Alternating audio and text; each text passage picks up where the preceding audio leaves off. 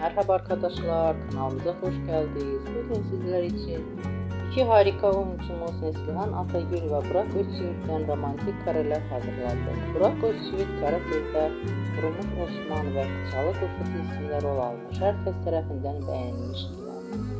Biz de sizler için onların güzel paylaşımlarını hazırladık. Bu videoların devamlı gelmesini istiyorsanız kanalımıza abone olup yorum yazmayı unutmayın.